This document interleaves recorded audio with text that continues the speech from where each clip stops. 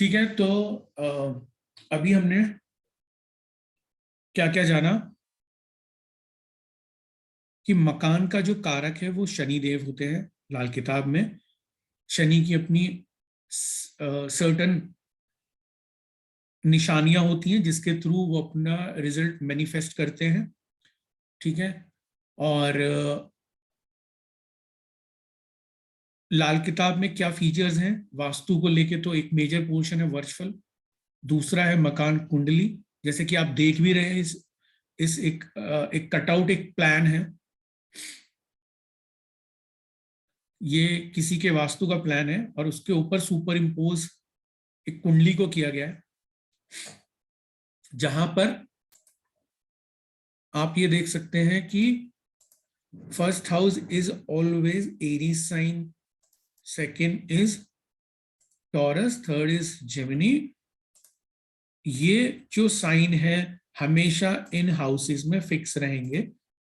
ठीक है, ट्रेडिशनल वास्तु में ऐसा नहीं होता है, वहां पर आपको किसी का वृषभ लगन मिलेगा, किसी का कन्या, किसी का तुला, किसी का वृश्चिक, किसी का मकर। ठीक है, और फिर वहां पे आप लॉर्डशिप से आप जज करते हैं कि कहाँ पे वास्तु फॉल्ट होता है। तो बेसिकली जो एक्सपर्ट है एस्ट्रो वास्तु में, वो लॉर्डशिप कुंडली को मैप करते हैं वास्तु से और तब बताते हैं। एक होता है वैसा एक होता है कि जिसमें जो कंसल्टेंट है वो क्लाइंट को बोलते हैं कि सिम्टम सुनते हैं वो, और सुनने के बाद बोला जाता है, क्योंकि जनरली ट्रेडिशनल वास्तु में बहुत अलग अलग जो इसकी ब्रांचेस है, तो उसमें एक ब्रांच कहती है कि शब्दों को सुनिए कि शब्द क्या कह रहे हैं, वो प्रॉब्लम होगी कि क्लाइंट के शब्द सुनिए।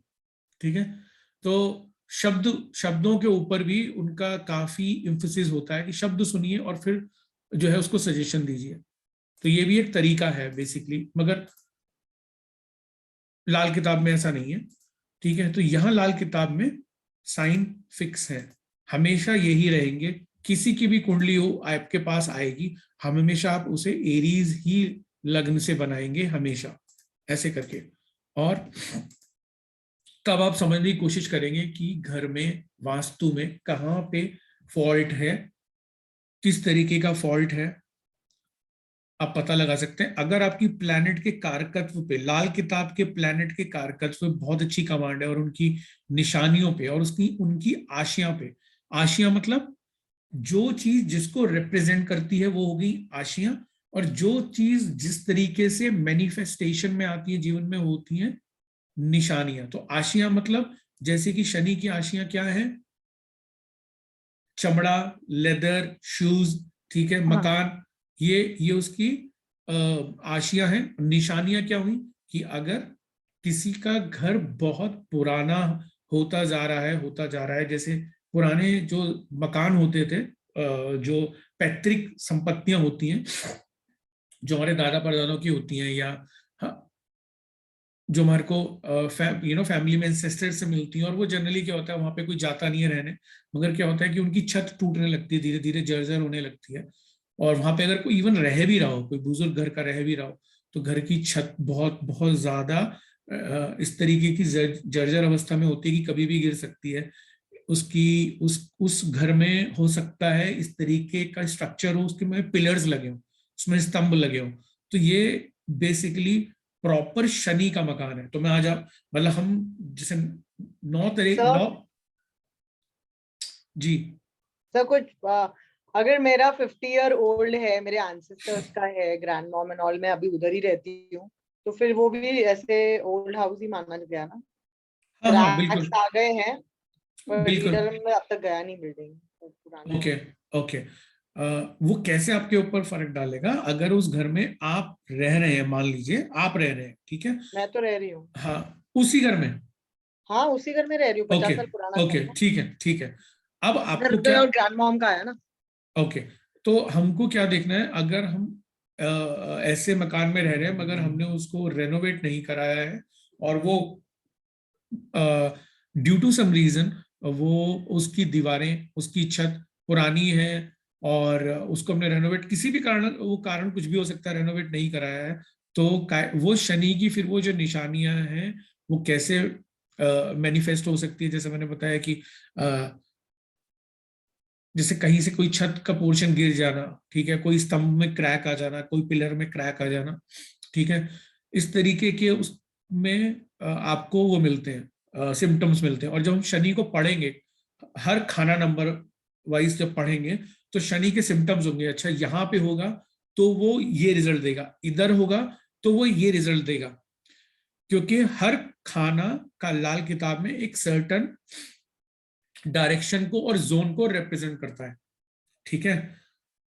तो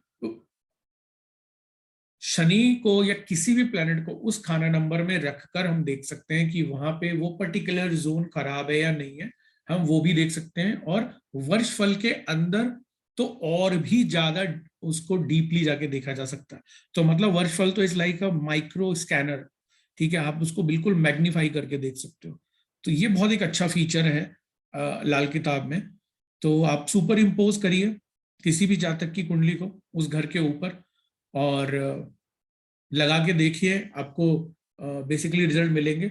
और कहीं ना कहीं मैं आपको बता देता हूँ कि जितने अच्छे घर आप देखना, आपने पढ़ा भी होगा अपने वास्तु के कोर्सेज में पहले भी, कि जो घर स्क्वायर होते हैं, मतलब यू नो जो स्क्वायर है वर्गाकार, मतलब जिसमें प्रॉपर कहीं कोई कट एक्सटेंशन नहीं है, 5 कोने वाले, 6 7 8 9 10 होते हैं ना, मतलब इतने उसमें कॉर्नर बन जाते हैं। तो कम से कम कॉर्नर हो प्रॉपर, अगर स्कीम आ रही हो स्क्वायर की या एक आयत जो होता है उसकी अगर आ रही हो तो अच्छा माना जाता है।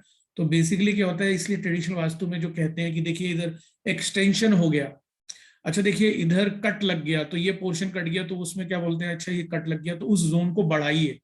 कहीं पे कम हो जाता है तो कहते हैं बढ़ाइए, कहीं पे बढ़ गया तो कहते हैं उसको घटाइए। तो उसमें इसमें एक्चुअली ये भी कॉन्सेप्ट आता है। तो आप वो भी, अगर आपको पता है तो अच्छी बात है, नहीं है तो भी कोई ऐसी वाली बात नहीं है कि हमको वो नहीं चीज आती तो हाँ हम इसको नहीं समझ सकते। तो ऐसा कोई दिक्कत नहीं है। लाल किताब बिल्कुल भी कॉम्प्लिकेटेड नहीं है, सुनने में ही लगता है, but it's a easy, okay, समझने के ऊपर बात है। तो बेसिकली किसी भी कुंडली को सुपर इम्पोज करिए एक प्लान पे, तो आपको पता चलेगा, और जितना प्रैक्टिस करेंगे आपको आ जाएगा। तो बेसिकली क्या है, ऑब्वियसली लाल किताब मतलब वास्तु का कंप्लीट कोई ऐसा कोई कोर्स नहीं है जिसमें हम ग्रिडिंग करना सीखें और सेंटर निकालें, फिर सेंटर से जो हम पहले उसे 4 डायरेक्शन में डिवाइड करें, फिर 8 में करें, फिर 16 में करें, ठीक है ना। तो हम वो नहीं कर रहे हैं, बेसिकली कंप्लीटली वास्तु का कोर्स नहीं है। और वो जो कॉन्सेप्ट है वो भी ट्रेडिशनल वास्तु का कोर्स ट्रेडिशनल वास्तु में आता है, महावास्तु में आता है कि वो 4 को 8 में बाइफरकेट करते हैं, फिर उसे 16 डायरेक्शन में करते हैं, फिर 32 में करके 32 में देखते हैं which is the best entrance. तो वहां पे ये होता है। बट यहाँ पे ऐसा कुछ नहीं होता है लाल किताब में, ठीक है, कि इतना मतलब माइन्यूटली देखने की इसमें आवश्यकता नहीं पड़ती है। अगर आपको आता है तो अच्छी बात है, ठीक है, अगर आपको वो आता है तो it's a good combination basically. अब जैसा हमने देखा कि लाल किताब में क्या बेनिफिट है, राशि फिक्स है तो चीजें आसान हो जाती हैं। दूसरा मकान कुंडली।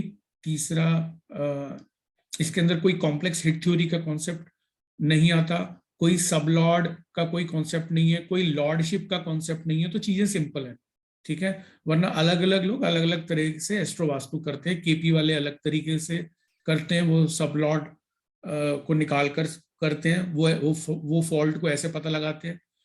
जिनको केपी नहीं भी आता है तो वो वैदिक ज्योतिष में बेसिकली लॉर्डशिप को देख के कि कहाँ पे किसका लॉर्ड गया है, किसके साथ उसका कंजंक्शन हो रहा है, किस प्लैनेट का, सूर्य राहु केतु शनि कहाँ बैठे हैं, वो ऐसे करते हैं, ठीक है।